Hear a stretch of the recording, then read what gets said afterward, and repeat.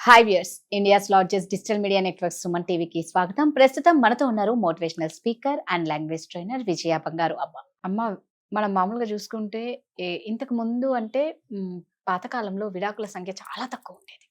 కానీ ఇప్పుడు ఎలా అంటే ఒక ప్రతి ఫ్యామిలీలో అంటే పెద్ద ఒక జాయింట్ ఫ్యామిలీ పెద్దగా చూసుకుంటే ఆల్మోస్ట్ విడాకులు అవుతూనే ఉంటాయి. అవునండి. అంటే విడాకులకు కూడా ఒక ఏజ్ లేకుండా పోయిందమ్మా. పెళ్ళైన సంవత్సరానికి, లేకపోతే పెళ్ళై 20 ఏళ్ళైన తర్వాత కూడా, 30 ఏళ్ళు అయిపోయిన తర్వాత కూడా వయసులో ఉన్నప్పుడు ఎంత తోడు కావాలని ఒక పెళ్లి చేసుకుంటామో, వయసు అయిపోయిన తర్వాత కూడా ఒక తోడు కావాలి అని అనుకుంటూ ఉంటాం. అంటే ఆ టైంలో తోడు కావాలి అనుకున్న టైంలో కూడా విడాకులు తీసుకునే వాళ్ళు ఉన్నారు.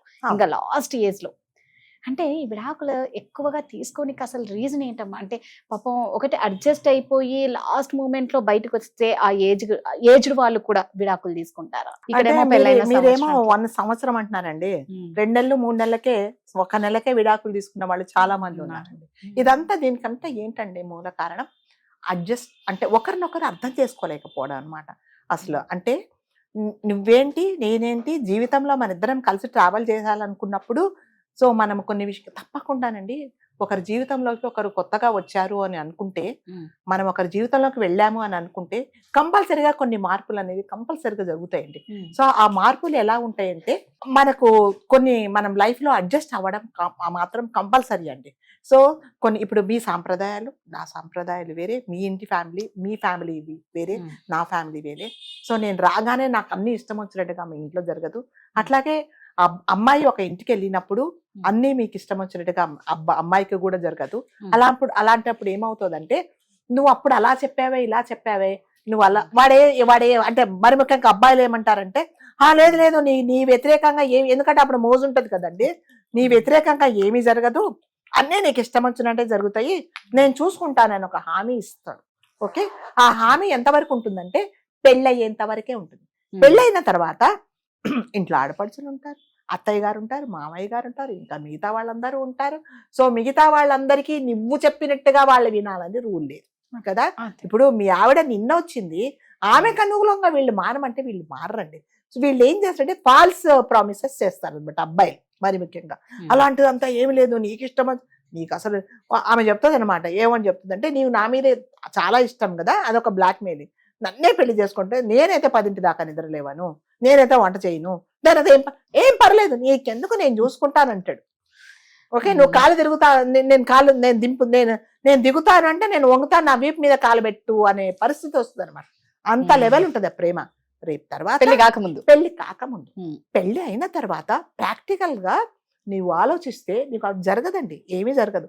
సినిమాలలో లాగా నిన్ను ఇంటికి రాగానే ఓ మల్లెపూలు చేతికి కట్టుకొని నిన్ను రింగులని ఎత్తుకొని ఎవరు తిప్పరండి. ఆడి బాధ్యతలు వాడుకుంటాయి. సో ఎక్స్పెక్టేషన్స్ అనమాట. పెళ్ళైన తర్వాత పెళ్లి కాకముందు ఉన్నట్టుగా అబ్బాయిలు 100% ఉండరండి. ఎందుకంటే బాధ్యత, ఒక సంసారం తర్వాత నీవు ఫ్యామిలీ మెయింటైన్ చేయాల్సిన అవసరం ఉంటది. ఇది వరకు ఏముంది, పలానా చోట కలుసుకో, పార్క్ రా, ఇంకొక చోట్ల లేకపోతే కాసేపు కూర్చుందాము, ఎవరి కాళ్ళు బై చెప్పుకున్నారు. కానీ ఇప్పుడు కాదు కదా. ఇది ఒక బాధ్యత ఉన్నప్పుడు నీవు అలా ఎలా అవుతుంది, నీ ఇంతకు ముందులాగా లైఫ్ కాదు. అమ్మాయిలు కూడా కొంచెం అర్థం చేసుకోనండి. అర్థం చేసుకోకపోవడం అనేది చాలా తక్కువయ్యే. ఏమన్నంటే నువ్వు పెళ్లి కాకముందు ఇలా చెప్పావు కాబట్టి నీకు నాకు లేదు, ఇంకా మధ్యలో ఉంటారు చూడండి ఈ అమ్మగారు. కరెక్ట్ అమ్మ, మీరు చెప్పింది.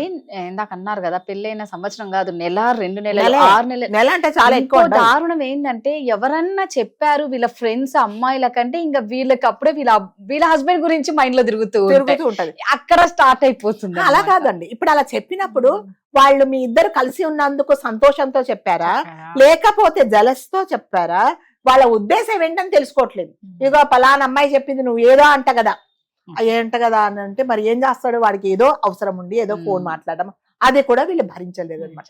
ఇదంతటికి కారణం ఏంటంటేనండి అర్థం చేసుకోకపోవడం. ఒకరికొకరు అర్థం చేసుకుంటే ఇలాంటి చిన్న చిన్న ప్రాబ్లమ్స్ ఒక పెద్ద భూతబ్దంలో చూపించి ఇదే పెద్ద సమస్య అనుకుంటున్నారు. ఆ సమస్య అంటే ఒకరికొకరు పరిష్కరించుకోవాలని అనుకోవట్లేదండి. ఎంతసేపు వచ్చేసి కోర్టు కోర్టు, పోలీస్ స్టేషన్. అంటే విడాకులు తీసుకునే సంఖ్య ఎంత ఉందో దానికి మించి బ్లాక్ మెయిల్ చేయడం, నేను చేయడం. విడాకులు ఇచ్చేస్తా నీకు ఈ సంఖ్య ఇంకా ఎక్కువ ఉంటుంది. ఇంకా అయిపోయింది, ఇంకా ఎక్కువ అయిపోయిందండి. ఇది ఇంకా అరే, ఇవన్నీ దానికి ఏంటంటే నీకు విడాకులు. అడ్జస్ట్మెంట్ అనేది లేదండి. లైఫ్ అంటేనే అడ్జస్ట్మెంట్ అండి. మనం ఎప్పుడు లైఫ్ అంటే, జీవితం అంటే మనం అనుకున్నట్టుగా ఎప్పుడు జరగదండి, ఎప్పుడు ఉండదు. ఎప్పుడు ఇంకొకటి ఏంటంటే వీళ్ళిద్దరు సంపాదించుకుంటున్నారు. నువ్వెంత సంపాదిస్తావు, నేను అంత సంపాదిస్తున్నా, నీకు నాకేంటి తేడా? నువ్వు 2 లక్షలు అంటే నేను 3 లక్షలు సంపాదిస్తున్నా. దీనికి తోడు అగ్నిలో అజ్యం పోస్తారు. ఓకే, అంటే ఏంటంటే తల్లిగారు, ఈ తల్లి తండ్రుల ఇన్వాల్వ్మెంట్, తండ్రిది ఏముంటదండి పాప, ఆ తల్లి ఏం చెప్తారు, ఆ తండ్రి అదే వింటాడు. ఈ తల్లిది ఉంటుంది చూడండి, కూర్చుంటే లేస్తే ఏం చేస్తున్నావు అమ్మాయి అంటే, అమ్మ పని. అదేంటి పని చేస్తున్నావా? మన ఇంట్లో ఉన్నప్పుడు అసలు నువ్వు పనే చేయలేదు, ఈ టైంకి నిద్ర లేచేదానివి కాదు, అదేంటి? అది నీ ఇల్లు కదా, అత్తగారింటికి వచ్చింది కదా, మరి పని చేస్తలేగా. అయ్యో నీకు ఎంత కష్టం వచ్చింది. అవునమ్మా, మరి వచ్చేసే అంతే. అలా కాదు కదా, ఒక తల్లిగా ఏం చెప్పాలి, అవునమ్మా అత్తగారింటికి వెళ్ళావు, కొన్ని బాధ్యతలు ఉంటాయి, నువ్వు కంపల్సరీగా పని చేయాలి. అదేంటి నీ కాఫీ నువ్వే పెట్టుకునే దానివి కాదు కదా, ఇంటిల్లి పాదికి నువ్వు కాఫీ పెట్టిస్తున్నావా, ఇంటిల్లోకి వంట చేస్తున్నావా, ఇవన్నీ ఆవిడ అక్కడి నుంచి మాట్లాడుతుంది అనమాట. ఒక తల్లిగా అలా కాదండి చెప్పాలి. చాలా అంటే చాలా 70% కాపురాలు పాడైపోవడానికి కారణం ఎవరంటే తల్లే, మరి ముఖ్యంగా తల్లే. అన్నిట్లా ఇన్వాల్వ్మెంట్, అన్నిట్లో. వచ్చాడా అల్లుడు గారు, ఇంకా రాలేదు, అదేంటి ఎందుకు రాలేదు, ఆఫీస్ 5ంటికే కదా అయిపోతుంది, ఇంకెందుకు కనుక్కో. ఆడిచచ్చి వస్తాడండి, రోడ్డు మీద రావాలి, ట్రాఫిక్ లో రావాలి, ఏదైనా అర్జెంట్ పని ఉండొచ్చు, కాదు అది కాదు. సో ఫస్ట్ రావాలి, వస్తే గానీ ఎవరికి మనశ్శాంతి. మళ్ళీ 10 సార్లు వచ్చాడా, ఎందుకు వచ్చాడు, ఎందుకు లేటుగా వచ్చాడు. సరే వాళ్ళిద్దరిని ఏదో కొన్ని రోజులు వదిలేయండి. ఇంకొకటి ఏంటంటే పెళ్లి కాగానేనండి ఎప్పుడైనా సరే కొంత అమ్మాయి కానీ అబ్బాయిని కొన్ని రోజులు వదిలేయండి. ఇటువైపు కానీ అటువైపు కానీ ఎవ్వరు ఇన్వాల్వ్ అవ్వద్దు. మీకు గవర్నమెంట్ సర్వీస్ లో ప్రొవిషనరీ పీరియడ్ అని ఉంటుంది. అంటే అపాయింట్మెంట్ ఆర్డర్ రాగానే కొన్ని రోజులు, సంవత్సరం పాటు మీ పర్ఫార్మెన్స్ చూసిన తర్వాతనే మిమ్మల్ని రెగ్యులరైజ్ చేస్తారు. అది గవర్నమెంట్ సర్వీస్ చేసే వాళ్ళకి తెలుస్తుంది అనమాట. సో అప్పుడు ఏంటంటే మీరు అన్ని తెలుసుకుంటారు, కష్టాలేంటి నష్టాలేంటి, నేను ఇక్కడ ఎలా పని చేయాలని తెలుసుకున్న తర్వాత మీ పర్ఫార్మెన్స్ బాగున్న తర్వాత రెగ్యులరైజ్ చేస్తారు. అట్లాగే వీళ్ళిద్దరిని కలిసి ఉండనియండి. కొట్టుకుంటారో తిట్టుకుంటారో, లేకపోతే ఒకరినొకరు అడ్జస్ట్ చేసుకుంటారో, ఒకరినొకరు ఇంకొకటి ఏదో పంచుకుంటారో, ఇంకొకటి చేసుకుంటారో ఉండనియండి. వాళ్ళ మధ్యలో ఇన్వాల్వ్ అయిపోయి సగము వీళ్ళు పాడు చేస్తున్నారనమాట. పెళ్ళైన తర్వాత కనీసం ఒక 2 నెలలు వాళ్ళని వదిలేయండి, వాళ్ళని వదిలేసేయండి. కాదు నిమిషానికి ఫోన్ అండి. ఈ తల్లులకు పని ఉంటుందో పాట ఉంటుందో నాకైతే అర్థం కాదండి. నాకు తెలిసిన ఫ్యామిలీ బికాస్ ఆఫ్ తల్లి వల్లనే వాళ్ళు విడిపోయారండి. ఎందుకంటే ఇదే మానం ఫోన్లే. ఏం చేస్తున్నావు, నువ్వెందుకు అత్తగారికి చేసావు, నువ్వెందుకు ఆడపడుచుకు చేసావు. ఒక తల్లిగా మనము మన పిల్లలకి ఏం చెప్పాలంటే బాధ్యతగా ఉంటామ్మా. ఒకటి ఏంటంటే అల్టిమేట్గా ఏంటి, నీకు కష్టం వచ్చినప్పుడు నేనున్నాను అనే ఒక భరోసా ఇస్తాం. ఎవరైనా తల్లిదండ్రులు ఇస్తారండి. అది ఇప్పుడేమంటారంటే ప్రతిసారి కాఫీ 2 కప్పులే కదా, కాఫీ నువ్వు 1 కప్పే కదా, 2 కప్పులు ఎందుకు పెట్టావు, వచ్చే నీకు అంత చేత కాదు. అలా కాదు కదండి జీవితం అంటే. మరి నువ్వు ఎందుకు పంపించావు, నీ కూతురు నువ్వు అంత వదిలిపెట్టి ఉండనప్పుడు నువ్వు అసలు పెళ్ళే చేయకుండా ఉండాల్సింది కదా. నువ్వు ఎందుకు పంపించావు అక్కడికి? సంసారం చేసుకోవాలి, వాళ్ళతో పాటు తల్లిదండ్రులతో అడ్జస్ట్ అయిపోవాలి, ఆడపడుచులతో అందరూ ఉంటారండి. ఫ్యామిలీ అంటే అదే. అంతేగాని అడ్జస్ట్మెంట్ అనేది ఏమీ లేదండి. ఇప్పుడు అడ్జస్ట్మెంట్ అనేది 100% లేదు. అంతసేపు వచ్చేసి నువ్వు ఎక్కువ నేను ఎక్కువ, నువ్వు డబ్బులు సంపాదిస్తూ నేను డబ్బులు సంపాదిస్తున్నా, నువ్వు పెళ్లికి ముందు అది చెప్పావు, ఇప్పుడు నీ మాట నిలబెట్టుకోవట్లేదు, చలో బ్రేకప్, పోలీస్ స్టేషన్ కంప్లైంట్, దాని తర్వాత కోర్టు. పెళ్లి పాపం తల్లిదండ్రులు పెళ్లి చేసిన అప్పులు కూడా తెరవండి, వీళ్ళు బ్యాగ్లు పట్టుకొని వచ్చేస్తారు. సో అడ్జస్ట్మెంట్ అనేది లైఫ్ అంటేనే అడ్జస్ట్మెంట్ అండి. కొన్ని మనం అనుకున్నట్టుగా ఎప్పుడు జరగవండి. ఇది సినిమా కాదు.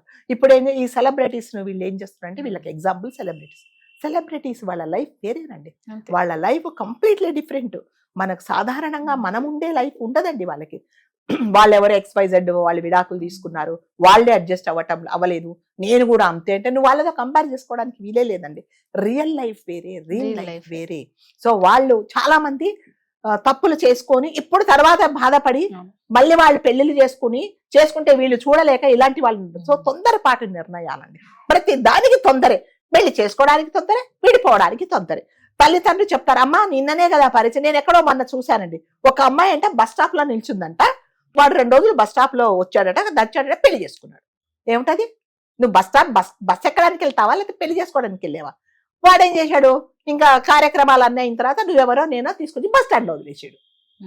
ఏముంటది, ఏంటది అసలు, దేనికి వెళ్ళావు అంటే అంత నేనంటే చచ్చిపోతాను అన్నాడు. మరి నువ్వు ఉంటే ఇప్పుడు చచ్చిపోతానంటున్నాడు కదా. అవసరం తీరిన తర్వాత, అవసరం లేకముందు, అవసరం ఉన్నప్పుడు నువ్వు లేకపోతే చచ్చిపోతానంటాడు.